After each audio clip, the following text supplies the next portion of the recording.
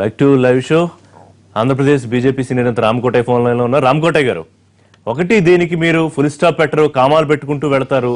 చాలా క్లియర్గా కొంతమంది మీ నాయకులు ప్రత్యేక హోదా ముగిసిపోయిన అధ్యాయం అన్నారు. కనీసం ప్రత్యేక ప్యాకేజీ అన్న మాట కూడా మీ నాయకులు నోట్లోంచి రాలేదు. ఇక్కడేదో ప్రత్యేక ప్యాకేజ్ అనుకోవడం తప్ప స్పెషల్ అసిస్టెన్స్ మెజర్ అన్నారు. మరి ఇంత గందరగోళం జరుగుతుంటే బీజేపీ ఏం చేస్తోందండి? ఏమన్నా మాట్లాడాల్సిన అవసరం ఉందా లేదా? భారతీయ జనతా పార్టీ దేశ ప్రజలకి చాలా ఉన్నతమైనటువంటి విషయాల్లో స్పష్టత ఇచ్చింది. ఏంటంటే ఎట్టి పరిస్థితుల్లో రాష్ట్ర ప్రజలకి ఏదైతే మాట ఇచ్చామో ఆ మాట నిలబడి ఉన్నాం. ఏంటంటే రోడ్లు రవాణా విషయంలో కానీ, విద్య వైద్యం ఆరోగ్య విషయంలో కానీ రాష్ట్ర ప్రభుత్వం మేము చేసినటువంటి సూచనలను పరిపూర్ణంగా పాటించాం. అదేవిధంగా రాష్ట్రానికి కావాల్సినటువంటి వరప్రదాయిని మన పోలవరం ప్రాజెక్ట్ ని పరిపూర్ణంగా చేయడానికి భారతీయ జనతా పార్టీ కట్టుబడి ఉంది.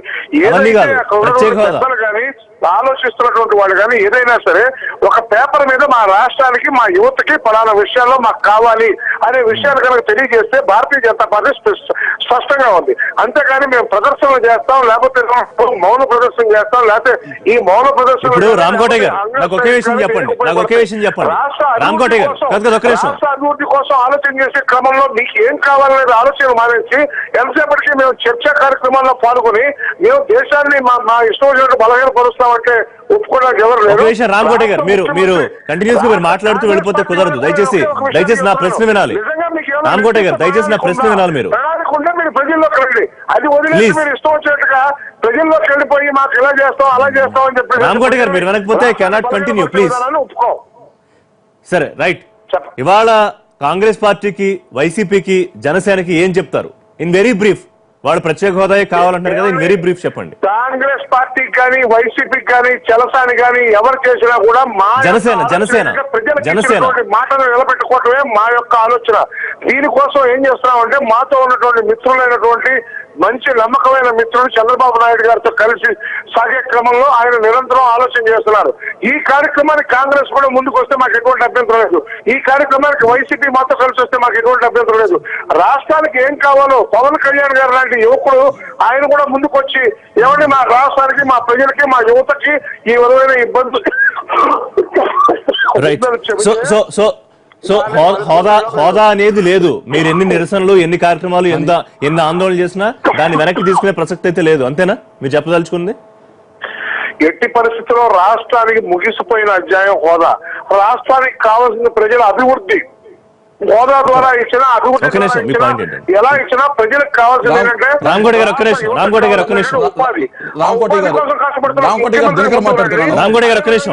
రామకోటయ్య గారు, శ్రీనివాస్ గారికి అదే విధంగా మన రెడ్డి గారికి కూడా చెప్తున్నా, ఒకే ఒక విషయం చెప్తున్నాను. చెప్పండి శ్రీనివాస్ గారు, దయవుంచి. శ్రీనివాస్ గారు ఇక్కడ లేరు, చలసాని గారు, జనసేన అన్నాను. రామకోటయ్య గారు, నేను దినకర్ మాట్లాడుతున్నానండి. చెప్పండి. ఇక్కడ మనకి ఏంటంటే ముందు ఒక 2 years వరకు ఈ హోదాకి సంబంధించి డిలే చేసినప్పుడు మీరు ఇచ్చేటటువంటి ప్యాకేజీ ముందు ఇచ్చినట్టయితే ఒక రకంగా ఉండేది. కానీ ప్యాకేజీ మీరు ప్రకటించినప్పుడు కూడా చట్టబద్ధత దగ్గరకు వచ్చేటప్పటికి డిలే అవుతా ఉంది. ఎందుకంటే ఒకసారి హోదాకి సంబంధించి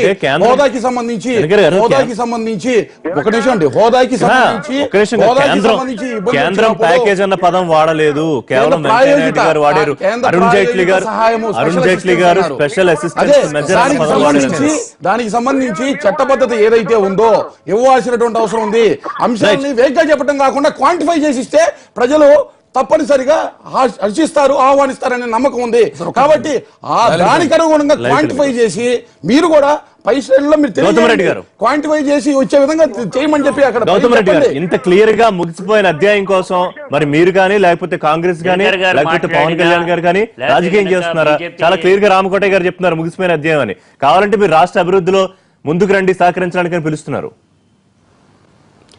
సార్, రాష్ట్ర అభివృద్ధిలో ముందుకు రావడానికి ఎటువంటి పరిస్థితులు అభ్యంతరం లేదు. రాష్ట్ర అభివృద్ధి అని అంటే హోదా ఇస్తాను అని చెప్పి ఇప్పుడు ఇవ్వకుండా ఉండేందుకు గాను తీసుకోవాలా, లేకపోతే ఈ రాష్ట్ర అధినేత చెప్పినటువంటి దాంట్లో అభివృద్ధి జరుగుతుంది, అన్ని బాగా జరుగుతున్నాయని చెప్పేటువంటి దానిలో అభివృద్ధి ఎక్కడ జరుగుతుంది? ఒక్క రేషన్ కార్డు ఇచ్చావా, ఒక ఇల్లు ఇచ్చావా, ఒకటి ఉద్యోగం ఇచ్చావా, ఉపాధి కల్పించావా? ఇవేవీ లేకుండా 33,000 ఎకరాలు తీసుకుంటే దానిలో ఒక్క రాయేసి ఇటుక రాయైనా ఒక అంటే బిల్డింగ్ కట్టావా? ఇప్పుడు మీరు అది లేదే. outright గా అంటే మొత్తం- నేను ఇది ఒక్క చాలా నిమిషం దారుణం అండి. అండి. ఒక్క ఒక నిమిషం రాయి అండి. అమరావతిలో చెప్పండి. ఏమంటే ఇందాక 33,000 ఎకరాలు ఒక్క తీసుకొని నిమిషం అండి. ఎన్ని రకాల కార్యక్రమాలు అయినాయి? వన్ మినిట్ అండి. ఇప్పుడు 14,000 కోట్ల రూపాయలు ఉన్నాయి. దినకర్ గారు ఒక్క సంబంధించి నిమిషం ఆగండి. అక్కడ రాజధానికి సంబంధించిన ఒక్క రోడ్లు, నిమిషం ఇంటర్నల్ ఆగండి. రోడ్లు మొత్తం పూర్తి 17 చేసేటటువంటి సార్లు క్రమంలో హోదా ఈ గురించి రాష్ట్రంలో మాట్లాడమంటే నుంచి ఇంకో అంశం మాట్లాడి ముఖ్యమంత్రి ఇక్కడ 17 సబ్జెక్టు సార్లు తయారు వాళ్ళు. మొత్తం 17 గౌతమ్ సార్లు రెడ్డి గారు, విదేశాల్లో గౌతమ్ రెడ్డి తిరిగారు. గారు, 3 లక్షల ఒక్క పైచిలకు నిమిషం ఉద్యోగాలు ఏమండి, ఒక్క నిమిషం మాట్లాడండి. మొత్తం నేనేమి 3 లక్షల డిస్టర్బ్ పైచిలకు చేయలేదు కదా. ఉద్యోగాలు వచ్చినాయి. టాటా కావాలంటే మొత్తం ఏమండి, ఇక్కడే నేను ఉంటాయి. చెప్తాను. ఆ డేటా టైం లేదు కానీ నేను ఒక్క నిమిషం, చెప్తాను. గౌతమ్ రెడ్డి గారు. మీరు 30,000 కూడా ఇవ్వలేదు. మీరు విధానాన్ని ఉద్యోగాలు స్పష్టంగా ఇవ్వరా? చెప్పండి. దినకర్ గారు, మీ దినకర్ విధానాన్ని గారు, స్పష్టంగా దినకర్ గారు, చెప్పండి. చెప్తాను. ఆ రోజు పార్లమెంట్ లో చెప్పండి. మూల కూర్చొని ముసి నవ్వినటువంటి గారు. జగన్మోహన్ రెడ్డి ఆ రోజు హోదా గురించి రిషి గారు, అడిగారా? నేను- ఈ రాష్ట్రానికి నేను ఏం కావాలో అడిగారా? చెప్పండి ఆయన సునీల్ అంత గారు. అంత అర్థం లేకుండా మాట్లాడటం ఒక్క సరైనది నిమిషం. కాదు. గౌతమ్ రెడ్డి నన్ను గారు. మాట్లాడండి. గౌతమ్ రెడ్డి గారు, నన్ను గౌతమ్ రెడ్డి గారు, ఒక మాట్లాడండి, విషయానికి రండి. తర్వాత కాదు కాదు, ఇప్పుడు అన్ని మాట్లాడండి. మొత్తం ప్రభుత్వ పథకాలన్నీ మాట్లాడుకునే టైం లేదు. ఇవాళ నిరసనల పేరుతో, పథకాలు కాదు ఆందోళన సార్, పేరుతో, నేను పథకాల గురించి ఆందోళన కాదు. పేరుతో ఒక నిమిషం, రిషి గారు. వైసీపీ అలజడులు సృష్టించడానికి కుట్ర చేస్తోంది అనే ఒక కీలక కామెంట్ వచ్చింది వైసీపీ మీద ప్రభుత్వం వైపు నుంచి. పాత ట్రాక్ రికార్డు కూడా అదే. నే- ఎటువంటి పరిస్థితుల్లో వైసీపీ ఏ రకమైనటువంటి దౌర్జన్యకాండకు దిగదు, గతంలో దిగలా, మేము ఇప్పుడు కూడా దిగాం.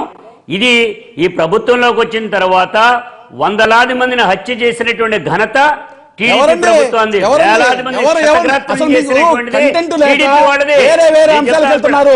హోదా ఒక్క గురించి నిమిషం. మాట్లాడేటటువంటి ఏమండి? అంశం లేదు మీ దగ్గర, సబ్జెక్టు లేదు. ఎంతసేపు అలజడి కావాలి, ఇబ్బంది కావాలి, ఇక్కడ అశాంతి మీకు కావాలి, వినే వచ్చే ఓపిక లేదు. పెట్టుబడి లాగాలి, మీకు వినే ఉద్యోగాలు ఓపిక రాకూడదు, లేదు. ఉపాధి రైట్, రాకూడదు. శ్రీనివాస్ గారు. మీరు మాట్లాడే ప్రతి మాటలో కూడా విధ్వంసం ఉంది. శ్రీనివాస్ గారు. అది ఒక శ్రీనివాస్ గారు. పద్ధతిగా ఉంటుంది. రైట్, ఇప్పుడు శ్రీనివాస్ ఇందాక గారు. అన్నారు పెట్టుబడులకు సంబంధించినటువంటి వస్తాయన్నారు. గౌతమ్ రెడ్డి గారు, వన్ సెకండ్. శ్రీనివాస్ గారు రెస్పాండ్ అవుతున్నారు. గౌతమ్ రెడ్డి గారు, వన్ సెకండ్. శ్రీనివాస్ గారు, ఒక్క మాట చెప్పేసి నేను ముగిస్తానండి. ఒకే ఒక్క మాట అండి. ప్లీజ్ గౌతమ్ రెడ్డి గారు చెప్పండి. అయ్యా ఒక్క సార్. నిమిషం అండి. సార్, ఇవాళ బీజేపీ వాళ్ళు కానీ టీడీపీ వాళ్ళు కానీ మాట్లాడేటువంటిలో హోదా అనే అంశం మీద కలిసి రమ్మన్నారు. ఏది అభివృద్ధి కలిసి రమ్మన్నారు అంటే హోదా చెప్పినటువంటి దాన్ని పక్కన పెట్టేస్తున్నారు. అదే విధంగా మీరు మాట్లాడేటువంటి దానిలో ఏ మాత్రం నిజం ఉన్నా చెప్పండి. ఏది ఏది నిజం? నిజంగా మీరు అభివృద్ధి కావాలైతే ఏదైతే వాళ్ళు చెప్పిన విభజన చట్టం ద్వారా రావాలి. శ్రీనివాస్ గారు, శ్రీనివాస్ గారు, హోదా అనేది లేదు. ఒక నిమిషం, హోదా అనేది లేదు. అభివృద్ధి కోసం కావాలంటే కలిసి రండి, చట్టబద్ధత కోసం కావాలంటే కలిసి రండి, పోరాటం చేద్దాం. ఇంకేం కావాలో అడుగుదాం, అడగండి. అది ఇది ప్రభుత్వం చెప్తున్నమాట. రేపు 26వ తేదీన అలా అర్థం లేదండి ఆ మాట మాట్లాడటానికి. గౌతమ్ రెడ్డి గారు, one second. 192,000 కోట్ల రూపాయలు గౌతమ్ రెడ్డి గారు, one second. శ్రీనివాస్ గారు రెస్పాండ్ అవుతున్నారు. గౌతమ్ రెడ్డి గారు, one second. విభజన చట్టం నుంచి రావాలి, రమ్మని తెచ్చుకోండి. శ్రీనివాస్ గారు, సార్ ఒకే ఒక్క మాట అండి. రేపు 26వ తేదీకి ఆంధ్ర యువత, మా విశాఖపట్నం యువత 21వ శతాబ్దానికి దిక్సూచిగా నిలుస్తున్నటువంటి యువత పిలుపిచ్చింది. ఆ పిలుపుకి పార్టీలకు అతీతంగా మద్దతు ఇమ్మనుంది. దానికి ద్రోణవరాజు శ్రీనివాస్గా, ఈ గడ్డపై పుట్టినటువంటి వ్యక్తిగా నా మద్దతు పూర్తిగా ఉంటుంది. అటువంటి యువకులకి పోలీసు యంత్రాంగం, అసాంఘిక శక్తులు రాకుండా వాళ్ళకి రక్షణ కల్పించాలని నేను హృదయపూర్వకంగా ప్రభుత్వానికి, పోలీసు వ్యవస్థని కోరుకుంటున్నాను నేను. ఎందుకంటే యువత ఇవాళ కలను కథం తొక్కుతున్నారు. ఇవాళ వాళ్ళ అడుగు ముందుకు వేస్తున్నారు. ఈ రాష్ట్రాన్ని మనం కాపాడుకోవాలి, ఈ రాష్ట్ర ప్రయోజనాలను మనం కాపాడుకోవాలి. దగా పడుతున్నాం మనం అన్నటువంటి శ్రీశ్రీ స్ఫూర్తిని, దగాపడ్డ తమ్ముళ్ళారా అన్న దాని సో వైజాగ్ బీచ్ లో కార్యక్రమానికి ద్రోణరాజు శ్రీనివాస్ కంప్లీట్ గా రెస్పాన్సిబుల్ అనుకోవచ్చు. విశాఖపట్నంలో పుట్టినటువంటి వ్యక్తిగా నా మద్దతు పూర్తిగా ఉంటుంది. శ్రీనివాస్ గారు, వైజాగ్ లో జరిగే కార్యక్రమానికి కాంగ్రెస్ పార్టీ తరఫు నుంచి మీరు రెస్పాన్సిబుల్ అంతేనా? It's not question of Congress party. Congress పార్టీకి మా ఎజెండా ఉంది. మా రఘువీరారెడ్డి పిలిపించాడు, ఆయన మొదటి నుంచి చేస్తున్నాడు, దానికి చేస్తాడు. పార్టీలకు అతీతంగా వితౌట్ ఫ్లాగ్స్ వాళ్ళు సపోర్ట్ అడిగారు. As a citizen of the Visakhapatnam, in the interest of the state of Andhra Pradesh, in the interest of the Visakhapatnam city, in the interest of the north coastal area, నేను డెఫినెట్ గా నా మద్దతు ఉంటుంది, నా సహకారం ఉంటుంది, నా సంఘీభావం ఉంటుంది. అటువంటి యువకులకు రక్షణ కల్పించాలి ప్రభుత్వం, అసాంఘిక శక్తులు చొరబడకుండా. రైట్, ఇక్కడ రెండు అంశాలండి. ఒకటి, రాష్ట్రంలో అభివృద్ధి కోసం ప్రభుత్వం చేస్తున్న ప్రయత్నానికి ప్రతిపక్షాలు లేకపోతే ఇంకొకళ్ళు అడ్డుకుంటున్నారా? ఆందోళనలు, నిరసనలతో వచ్చే పెట్టుబడులు రాకుండా ఆగిపోతాయా? ముద్రగడ యాత్ర కూడా అనుమతి అందుకే నిలిపేశాం, ఎందుకంటే ప్రస్తుతానికి అంత సిచ్యువేషన్ ఫేవర్ గా లేదు కాబట్టి అనేది ప్రభుత్వం చెబుతున్నమాట. ఏదో వాయిస్ రేస్ చేసి బలంగా భయంకరంగా మాట్లాడేసుకున్నది మాత్రం నిజాలు అబద్ధాలు అవ్వండి. అబద్ధాలు నిజాలు అవ్వవు. చంద్రబాబు నాయుడు గారిని విమర్శించద్దు, ఆయన వంతైన ప్రయత్నం చేస్తున్నారు, కృషి చేస్తున్న మాట నిజం. కృషి చేయకుండా ఇక్కడ దాకా సర్వే అవ్వరు, 3 సార్లు ఆయన సీఎం అవరు. ఇంకా ఆయన కూడా ఉత్తర మన రాజకీయ లబ్ధి కోసం విమర్శిస్తే జనం వినే పరిస్థితిలో లేరు. Okay. అభివృద్ధి ప్రయత్నాలు జరుగుతున్న మాట వాస్తవమైనప్పటికీ జన ఆకాంక్ష వర్సెస్ రియాలిటీ, ఎక్స్పెక్టేషన్ వర్సెస్ డెలివరీలో ఎప్పుడైనా ప్రాబ్లం వచ్చినప్పుడు మంత్రి వర్గమో ప్రభుత్వమో గృహ నిర్బంధం దాన్ని క్లియర్ చేయకూడదు చేయాల్సినటువంటి అవసరం ఉంటుంది. వన్ సెకండ్ శ్రీనివాస్ దాన్ని క్లియర్ చేయాల్సిన అవసరం కాదండి, గృహ ఉంటుంది. నిర్బంధం ఇందులో క్లియర్ గా చేయకూడదు కదా. మీరు చెప్పండి అన్న చెప్పండి అన్న, రాజకీయాలు కావాలంటే అన్న, ఒక నిమిషం. అన్న చెప్పండి అన్న. చేస్తానన్నప్పుడు మీకు రాజకీయాలే కావాలి. మీరు గృహ నిర్బంధం చేయకూడదు కదా ప్రభుత్వం అతన్ని. నేను ప్రభుత్వం కాదు, నేను జనసేన అన్న. నేను జనసేన అన్న, ప్రభుత్వం కాదు. నేను ఆయన మాట్లాడు- ఆయన జనసేన నుంచి మాట్లాడుతున్నారు. రేపొద్దున రైట్. జరగబోయేటువంటి అంశం రాజకీయాలకు అతీతంగా యువత ముందుకు రావడం అనేది శుభ పరిణామం. ఇది 27th మనం ఎప్పుడు దీనికి సంబంధించి మనం ఆటంకమైనట్టు అవుతుంది. రేపొద్దున జరిగిన దాంట్లో అవాంఛనీయ సంఘటనలు జరుగుతాయి. యువత ఎందుకు ముందరకు వచ్చారు, మేము చెప్తున్నటువంటి అభివృద్ధి యువత దాకా ఎందుకు చేరుకోలేదని ప్రభుత్వం పరిశీలించున్నా ఇప్పటిదాకా చేసినటువంటి కార్యక్రమాల్ని ప్రజల దృష్టికి రెగ్యులర్ గా శ్వేతపత్రాల రూపంలో తీసుకువెళ్ళి ఉన్నా ఈ అపోహలు అయితే వచ్చేవి కాదు కదండి. ప్రజల్లో అపోహలు వచ్చి అండ్రెస్ట్ క్రియేట్ అయ్యి రోడ్ల మీదకి వస్తున్నారంటే మీరు పాలన చేయట్లేదు, విమర్శించట్లా, మీ పాలన ప్రజల దగ్గరికి వెళ్ళట్లేదనో ప్రజా పాలన లేదన్నటువంటి విషయం అర్థం పడుతుంది. ఎందుకు అక్కడ రిజల్ట్ అలా ఉంది కాబట్టి. మిగతా 29 రాష్ట్రాల్లో రోడ్ల మీద వచ్చినటువంటి అంశాలు వేరు. మన రాష్ట్రంలో మీరే ఓకదంపుడిగా స్పెషల్ స్టేటస్ ఇస్తారని చెప్పి ఒక టాప్ మోస్ట్ ఎక్స్పెక్టేషన్ ఇప్పుడు లేదని చెప్తున్నారు. ఇప్పుడు లేదని చెప్తున్నారు. ఎన్డీసీ నిర్వీర్యం చేసి నీతి ఆయోగ్ తీసుకొచ్చి 14th కమిషన్ బూత్లా చూపించి ఏదైతే సెంట్రల్ గవర్నమెంట్ చెప్తున్నారో ఆ చెప్తున్నటువంటి మాటల్ని గడిచినటువంటి కాలంలో కూడా క్లారిటీ ఇవ్వడంలో ఇరు రాష్ట్ర ప్రభుత్వం కేంద్ర ప్రభుత్వం కూడా ఫెయిల్ అయింది. దీని అర్థం రాష్ట్ర ప్రభుత్వం అసలు ఏం చేయట్లా, సీడ్ క్యాపిటల్ కూడా కట్లా, 33 ఎకరాల జోబులో తీసుకున్నారు. లాంటి మాటలు జనసేనతో బిఫోర్ కన్క్లూడింగ్ ఒక విషయం చెప్పండి. ఇవాళ అనుమతులు లేవు ఏ కారణాల రీత్యా అయినా కానీ, ఏం చేయబోతోంది జనసేన? యువతకు అనుమతులు అనేటువంటి ఆస్పెక్ట్ ఇక్కడ ఎందుకు సంబంధం లేదు అంటే వాళ్ళ అశాంతి క్రియేట్ చేసే ఎలిమెంట్ కాదు. అహింసా మార్గంలో ప్రొటెస్ట్ చేయడం అనేటువంటిది రాజ్యాంగం మనకి ఇచ్చిన హక్కు కాబట్టి రేపొద్దున చేరుకుంటా అన్నాం. అలాంటి ఏ ప్రొటెస్ట్ కి ఎవరు వ్యతిరేకించినా జనసేన అధినేత గాని, కార్యకర్తలం గాని, జనసేన పూర్తి యంత్రాంగం గాని సామరస్యపూరితంగా వాళ్ళ నిరసన తెలియజేసుకుంటే పూర్తి స్థాయి మద్దతు మేము తెలియజేస్తాం. రేపు అక్కడికి వెళ్తున్నాం, మా మద్దతును ప్రకటిస్తాం. మీరు ముద్రగడ దాని రెస్పాండ్ అవ్వండి దర్కర్ గారు. ఆయన హిట్లర్ తో పోల్చారు చంద్రబాబు నాయుడు గారిని. ఇప్పుడు ఎవరు ఏ పోలికలు బోలుస్తూ ఏ విధమైన కార్యక్రమాలు చేశారో మనం చేసాం. ఆయన గురించి నేను ఎక్కువ మాట్లాడదలుచుకోలేదు. ఆల్రెడీ చరిత్ర చెప్పిన పాఠము ఒక 6 నెలల క్రితం చెప్పింది. అతని గురించి మాట్లాడటం కూడా ఈ సమయంలో అనవసరము. ఇంకోటి ఇవాళ ఆయన హౌస్ అరెస్ట్ అయ్యి ఉన్నారు. చెప్పేశాను కదా, హౌస్ అరెస్ట్ అయ్యి అసలు ఆల్రెడీ జరిగిన సంఘటనలు ఉన్నాయి. ప్రైమా ఫేసి ఉంది, అతని గురించి ఏ విధమైన మాట్లాడడం ఆయన లీడ్ చేసుకొని చేసిన దానిలో. లేదండి. కాబట్టి దానికి సంబంధించి అది వేరే అంశం. అయితే స్పష్టంగా One second, శ్రీనివాస్ గారు, one second. మిత్రులు ఇందాక చెప్పినట్టు ప్యాకేజీకి సంబంధించి రాష్ట్ర ప్రభుత్వం జనాల్లోకి వచ్చి ఎక్స్ప్లెయిన్ చేయలేదు. ఎందుకు ఎక్స్ప్లెయిన్ చేయాలండి?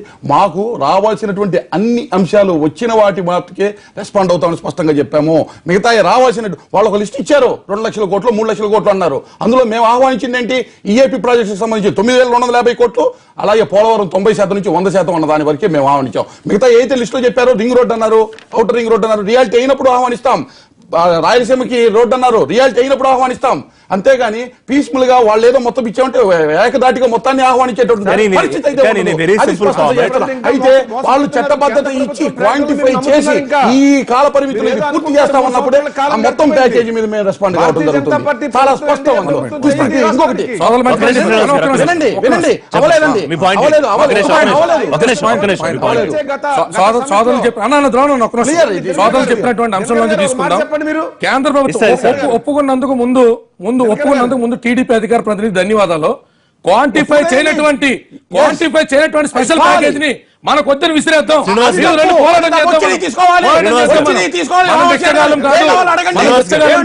తప్పు ఆల్రెడీ ఇబ్బంది పడుతున్న రాష్ట్రాన్ని ఈజీమంటే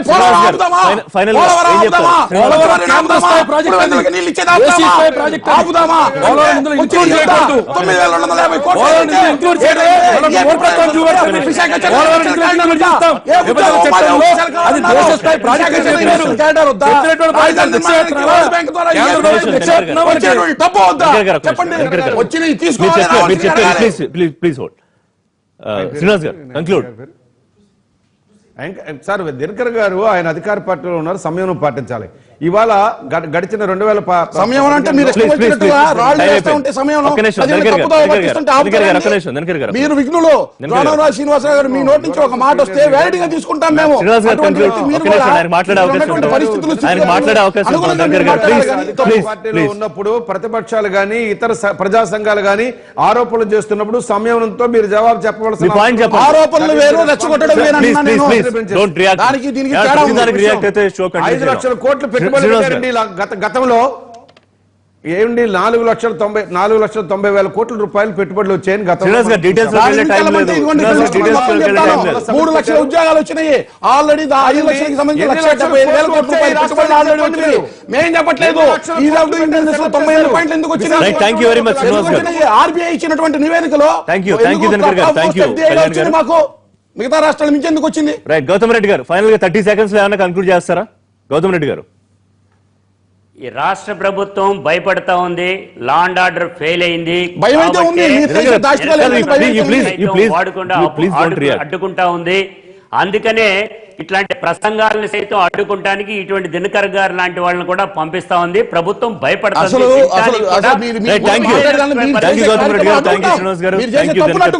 హింసను అడ్డుకుంటాం. మళ్ళీ కలుద్దాం.